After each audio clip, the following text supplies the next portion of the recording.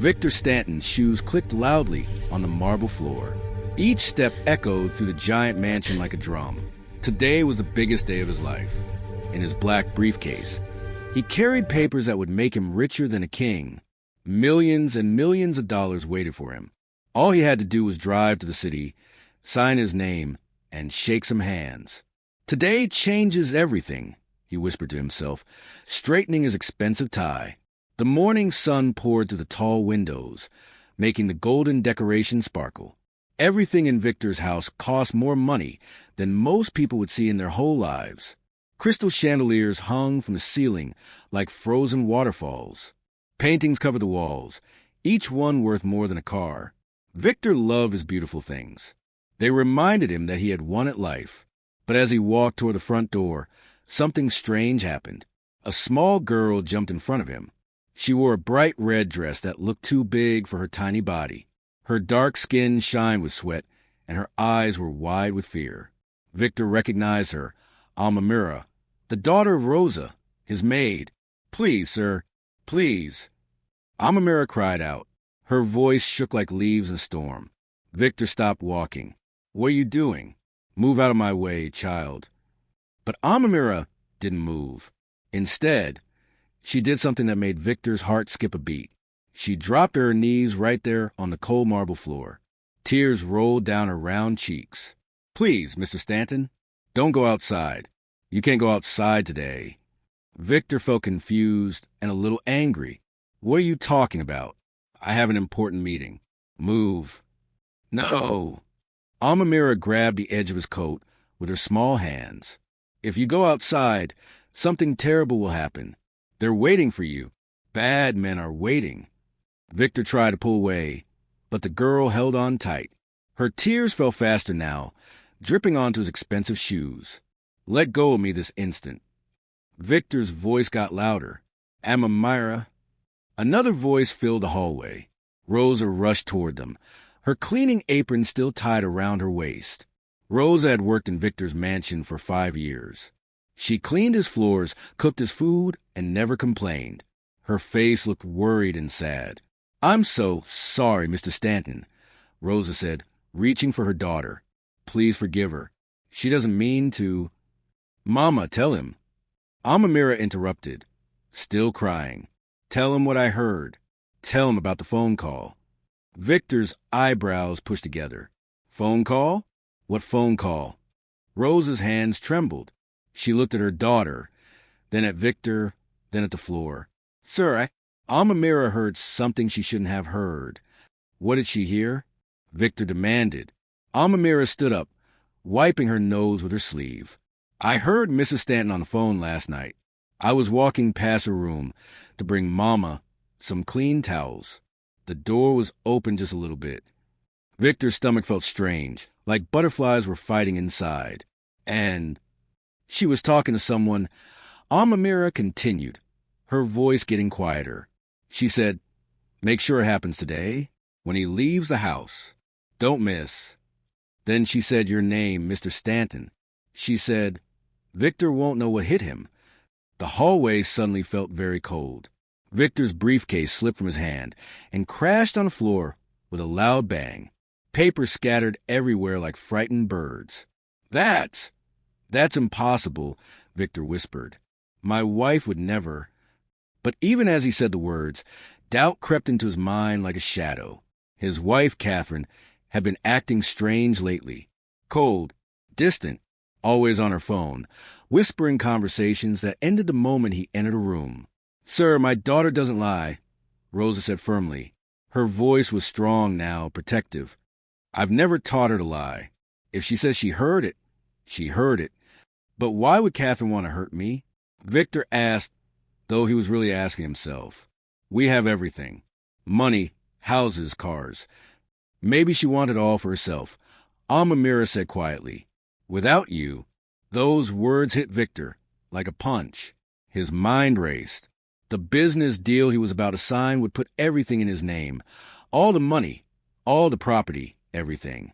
If something happened to him before he signed, Catherine would inherit it all. Victor looked at the little girl in the red dress. She was still crying, but her eyes were honest. Children don't lie about things like this, do they?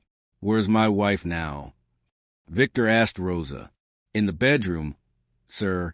She's been getting ready for some appointment all morning. Victor's hands became fists. And my driver? Is he waiting outside? Rosa and Almamira looked at each other with frightened eyes. That's the thing, sir, Rosa said slowly.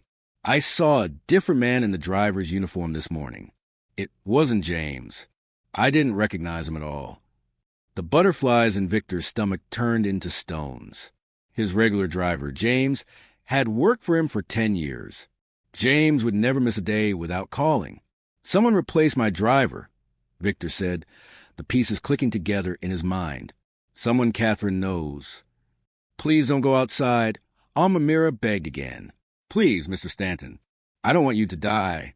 Victor looked down at this brave little girl who had risked everything to warn him. She had nothing to gain. She wasn't asking for money or rewards. She just didn't want to see someone get hurt. For the first time in many years, Victor Stanton felt something he hadn't felt since he was young and poor. Real fear. Not the fear of losing money or business deals. The fear of losing his life. He bent down and looked Almamira in the eyes. Thank you for telling me, he said gently. You're a very brave girl.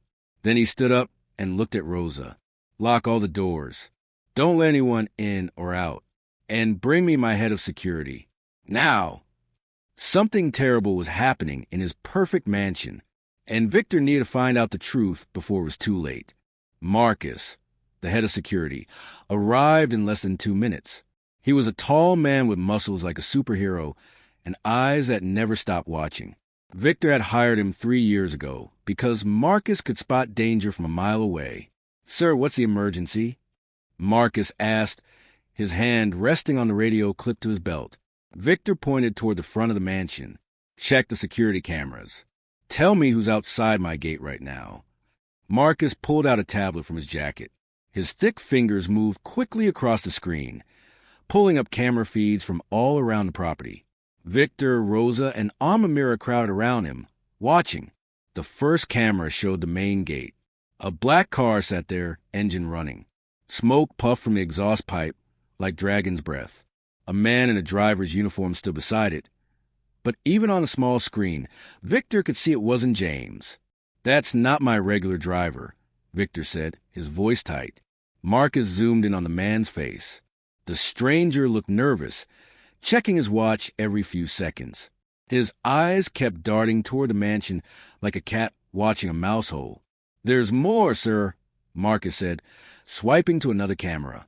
The second camera showed the side gate, the one hardly anyone used. Another car waited there, a dark van with windows so black you couldn't see inside. 2 shapes moved in the front seats. How long have they been there? Victor asked. Marcus checked the timestamps. The van arrived at 6 this morning. The car at the main gate came at 7:30. Victor's blood ran cold. They'd been waiting for hours, waiting for me to leave. Almamira grabbed her mother's hand and squeezed tight. Marcus's jaw tightened. Sir, this looks like a coordinated attack. 2 vehicles, multiple men, blocking both exits. Professional setup. Did James call in sick today? Victor asked, even though he already knew the answer. Marcus shook his head. No call. No text. Nothing. I tried to reach him 20 minutes ago when I noticed a different driver. His phone is turned off. Someone got to him, Victor whispered. Pay him off. Threatened him or worse. Rosa made a small sound of fear. She pulled Almamira closer. There's something else, Marcus said, his face grim. He swiped to a recording from last night. This is from a camera near Mrs. Stanton's private sitting room. From 11:43 p.m. The video showed Catherine pacing back and forth, her phone pressed her ear. Even without sound, Victor could see she was upset. Her free hand waved in the air as she talked. She kept looking at the door, checking to make sure no one was listening. Can you read her lips? Victor asked desperately. Marcus shook his head. The angle's wrong. But look at the time. This matches when the little one said she heard the phone call. Victor felt sick. His own wife, the woman he had shared 10 years of marriage with. the woman who slept beside him every night. She had planned this. Why? Victor said out loud, not really expecting an answer. Why would she do this? Money, Rosa said simply. It's always about money with people like her. Victor wanted to argue, but he couldn't. Catherine had grown up poor, just like him. But while Victor had worked hard and built his fortune, Catherine had married into it. She had always wanted more jewelry, more clothes, more parties, more attention. And now she wanted it all to herself. I need to confront her, Victor said, starting toward the stairs. Marcus grabbed his arm. Sir, wait. Let me check something first. He pulled up more camera feeds. The mansion had cameras everywhere, in hallways, in the kitchen, in the garage. Marcus cycled through them one by one. Then he stopped. Oh, no, Marcus breathed. On the screen, they could see the garage. Victor's favorite car, a beautiful red sports car worth more than a house, sat ready and waiting. But something was wrong. The hood was slightly open, and a small device with blinking red lights was attached to the engine. Is that? Victor couldn't finish the sentence. A bomb, Marcus confirmed. A small one, but powerful enough. If you had started that car, the explosion would have killed you instantly. Amamira started crying again. Rosa held her daughter tight, tears running down her own face too. She tried to blow me up, Victor said, his voice hollow and strange. My own wife tried to blow me up in my own garage. If that didn't work, the men outside would finish the job, Marcus added. She covered all her bases. Victor's sadness turned into anger. Hot, burning anger that made his hands shake. He had given Catherine everything. Everything. And this was how she repaid him? Where is she? Victor growled. Bedroom, sir, Rosa whispered. I saw her go up there 30 minutes ago. Victor marched toward the stairs, taking them two at a time. Marcus followed close behind, his hand on his gun, just in case. They reached the master bedroom. Victor didn't knock. He threw the door open so hard it banged against the wall. Catherine sat at her vanity, brushing her long blonde hair. She wore a beautiful blue dress and diamond earrings that Victor had bought her for their anniversary. When she saw him in the mirror, she smiled. But it wasn't a loving smile. It was the smile of a snake. Victor, darling, she said sweetly, turning around. I thought you left already. Aren't you going to miss your big meeting? Why? Victor asked simply. Catherine's smile didn't move. Why what, dear? Why did you try to kill me? For just a second, one tiny second, Catherine's mask slipped. Fear flashed across her face. Then the smile came back, bigger than before. Kill you? What a ridiculous thing to say. Where did you get such a silly idea? Amamira heard you on the phone last night, Victor said, stepping closer. She heard you planning it. Catherine laughed, but it sounded fake and forced. That child? You're going to believe a maid's daughter over your own wife? Really, Victor, I expected better from you. I saw the bomb in my car, Victor continued. I saw the men waiting at both gates. I saw you on security cameras, making your plans. Catherine's smile finally died. Her face turned hard and cold, like ice. So what? She said, her voice changing completely. No more sweetness. No more fake love. So what if I did? You were going to sign that deal today and put everything in your name. Everything. After all these years of putting up with your boring business dinners and your stupid rules, I wasn't going to let you lock me out. I'm your husband. Victor shouted. You're a bank account. Catherine shouted back. That's all you've ever been to me. And once you signed those papers, I'd be stuck with you forever, begging for every dollar like a dog. The words hurt worse than any bomb could. Victor had loved her, really loved her, and she had never loved him at all. Get out, Victor said quietly. What? Get out of my house. Now, before I call the police and have you arrested for attempted murder. Catherine stood up, grabbed her purse, and walked toward the door. But she stopped next to Victor and whispered in his ear, You'll regret this. I'll take you to court. I'll take half of everything you own. My lawyers will destroy you. Then she was gone, her expensive shoes clicking down the stairs. Victor stood in the empty bedroom. feeling more alone than he had ever felt in his life. Marcus put a hand on his shoulder. "It's going to be okay, sir." But Victor wasn't sure if anything would ever be okay again. Victor sat on the edge of his bed for a long time. The bedroom felt too big now, too empty. All the expensive furniture, all the silk curtains, all the golden decorations. None of it mattered anymore. He had built an empire, but he had been living with an enemy. A soft knock came at the door. "Sir?" It was Rosa's gentle voice. "May we come in?"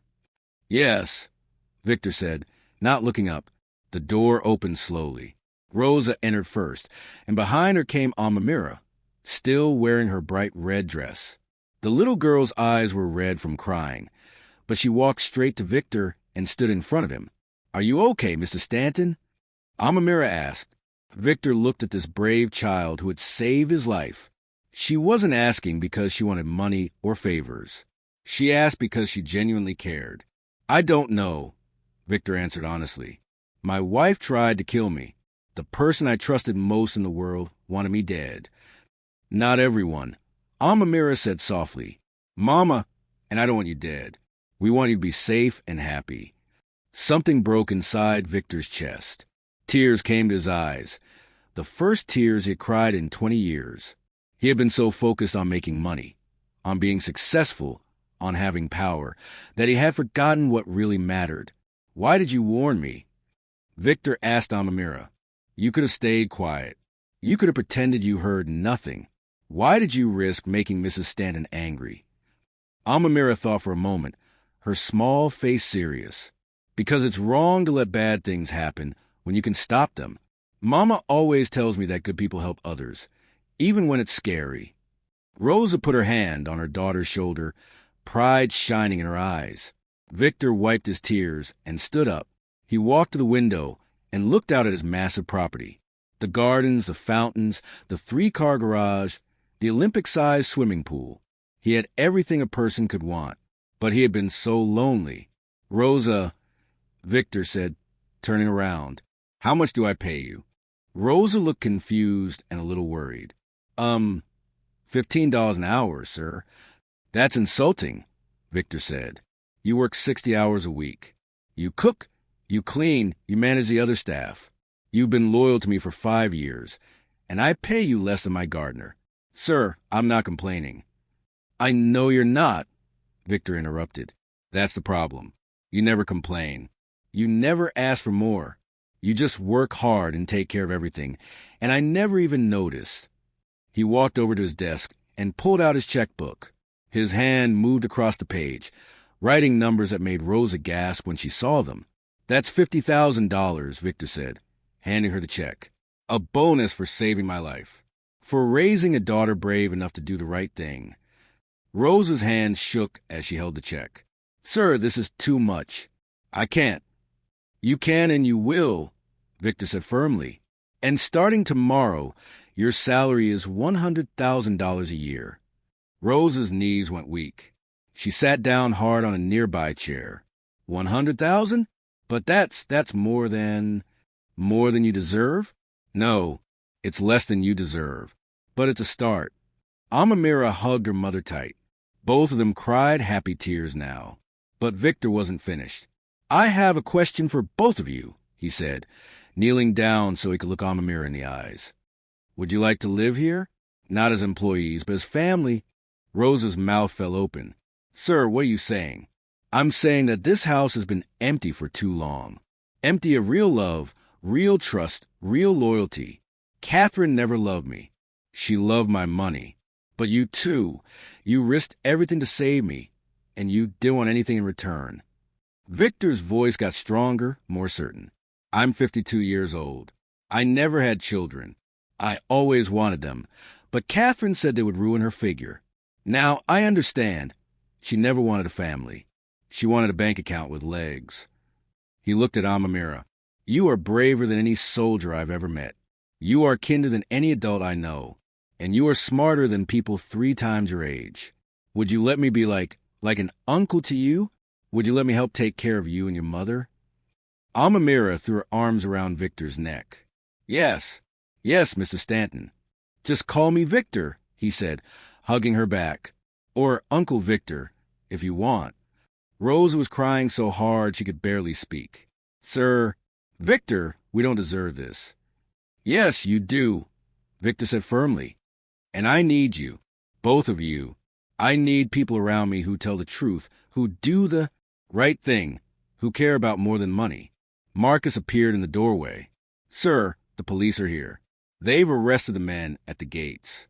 And they found James. He's alive. Catherine's people paid him $10,000 to stay home today. Good, Victor said. Make sure James understands he's fired. You can't trust someone who can be bought. What about Mrs. Stanton?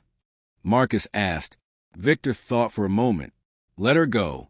I'm not pressing charges. Everyone looked shocked. But, sir, Marcus protested, she tried to kill you. I know, Victor said calmly. And she'll have to live with that for the rest of her life. She'll also have to live knowing that she gave up something real for something fake. She wanted my money, but she lost my trust. And trust is worth more than all the gold in the world. He looked at Rosa and Amamira. These two showed me what real loyalty looks like. Catherine showed me what greed looks like. I choose loyalty. Over the next few days, things changed in the mansion. Catherine's lawyers tried to take Victor to court, but when they heard about the bomb and the hired men, they quietly withdrew. Catherine got a small settlement and disappeared from Victor's life forever. Rosa and Amamira moved into the east wing of the mansion. Amamira got her own room, a beautiful space with a big bed, shelves full of books, and windows that looked out over the garden. Rosa got a room just as nice, and for the first time in her life, she didn't have to worry about paying rent or buying food. But more important than the rooms was the feeling in the house. The mansion didn't feel cold anymore. It felt warm. It felt like home. Victor started eating breakfast with Rosa and Amamira every morning. Amamira would tell him about her dreams, and Victor would tell her stories about when he was young and poor, before he had all his money. They laughed together. They played games together. They became a real family. One evening, as the sun set and painted the sky orange and pink, Victor sat in his study with Amamira. She was doing her homework at the big desk, while Victor read a book. Uncle Victor? Amamira said suddenly. Yes. Do you think you're rich? Victor smiled. What do you think? Amamira looked around the fancy study, with its leather chairs and expensive paintings. Well, you have a lot of money. But I think you're rich because you have people who love you now. That's better than money. Victor closed his book and looked at this wise little girl. You know what? You're absolutely right. I was a billionaire before, but I was poor where it counted, in my heart. Now I'm truly rich. He stood up and looked out the window at his property. The same gardens, the same fountains, the same everything. But now it all looked different. Better, because now he had something worth protecting. Thank you, Amamira, Victor said softly.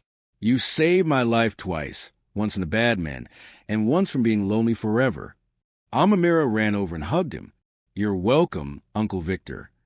As the chandelier's soft light glowed above them, Victor Stanton understood something important. Money could buy houses, cars, and fancy things, but it couldn't buy loyalty. It couldn't buy courage. It couldn't buy real love. The little girl in the red dress had taught him that lesson, and it was worth more than all the business deals in the world. Sometimes the people who save us aren't the ones with power or weapons or money. Sometimes they're just brave kids who choose to do the right thing, even when it's scary. And sometimes family isn't about blood. It's about who shows up when you need them most. Did this story touch your heart? Did Amamira's bravery inspire you? Hit that like button if you believe loyalty is worth more than money. Share this story with someone who needs to remember that real family is about love, not blood. And subscribe for more incredible stories about courage, kindness, and choosing what really matters in life. What would you have done if you were Amamira? Tell us in the comments below.